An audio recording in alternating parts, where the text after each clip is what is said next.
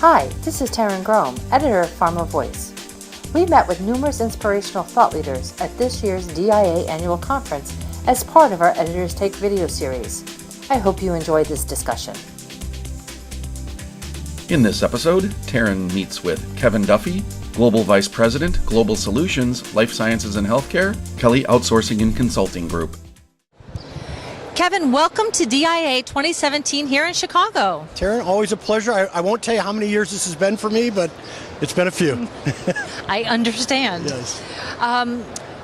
With the constant changes within the life sciences and healthcare space, how is this influencing the talent that these organizations require to compete?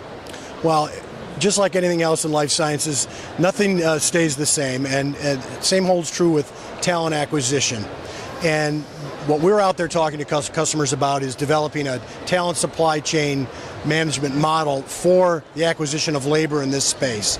There's just been a tremendous amount of change as it relates to technology and the influence that technology has in our sector. And if you think about some of the new applications, the M-Health applications, wearable diagnostics, predictive analytics, the processing of big data. I know at some of the speakers this week have been talking about big data. You can imagine then that the life science companies are no longer looking at just science backgrounds, but technological backgrounds. So this is a dramatic shift in our industry, one that's been more of an evolution than a revolution. If you think about, e-clinical research and, risk-based monitoring and virtual monitoring of sites, the use of more technology to process data. But now it's really accelerating and touching the patient. So getting the wearable diagnostics. So you're looking for talent now that has those skills.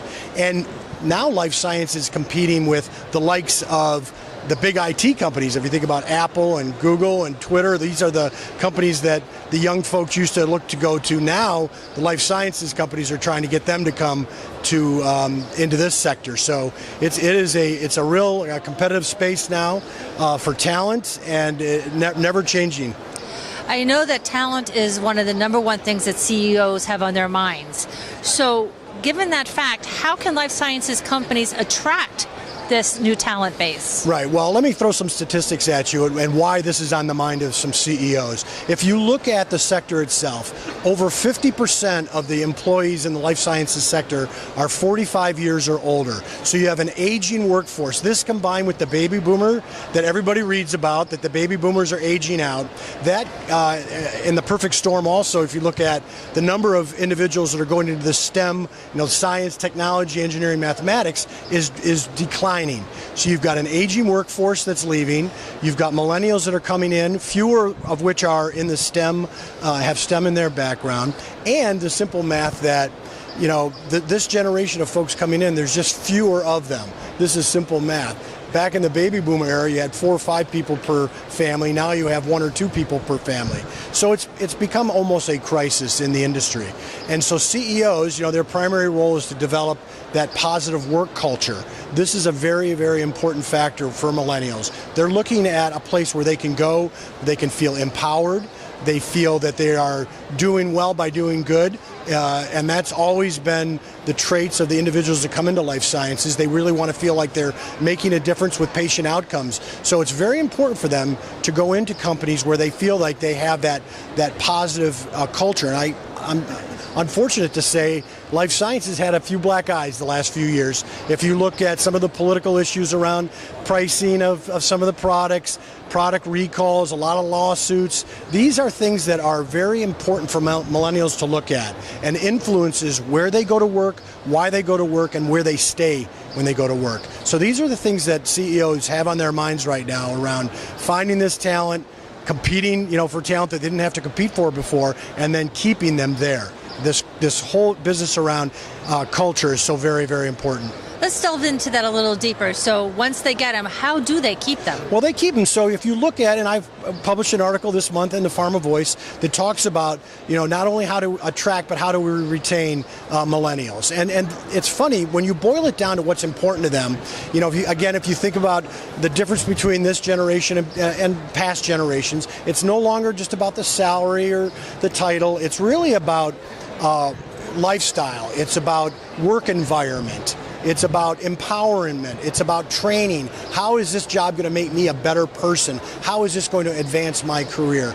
So these are important elements of understanding the psyche of the millennials that are coming into the marketplace. It's dramatically different. It's not necessarily unique to life sciences, but it's something that everyone needs to be more sensitive to now, because it's really there's a dramatic shift now in how you engage this gig economy, working from home. If you look at some of the other sectors, like the Uber, for example, these are all independent contractors. These are young millennials typically that want to supplement their work day, supplement their income by taking small gigs. No different than in life sciences. They're looking for opportunities to contribute, but also want to do it on their time frame in a lifestyle that they're used to.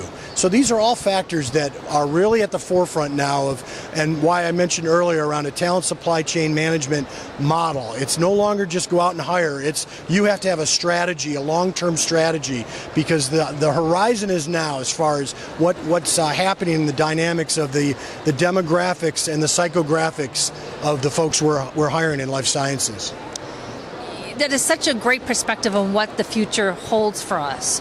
And earlier you touched on a little bit about wearables and big data. So let's talk a little bit more about the technology impact on the talent landscape in the life sciences. Well, absolutely. So again, it's a matter of finding the people that have the skills to do the programming of the wearable diagnostics.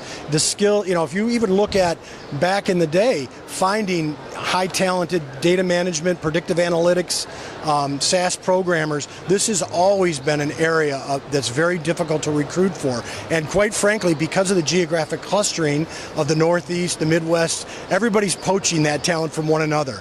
And as I said earlier, that combined now with, not only are you competing for that talent within life sciences, you're competing for that same skill set in other sectors. If you look at automotive with autonomous vehicles, if you look in the IT sector, of course. So these are all interesting dynamics that are converging on technology, and it just makes that pool of talent that much more difficult to engage. So it's a brave new world when it comes to finding the talent.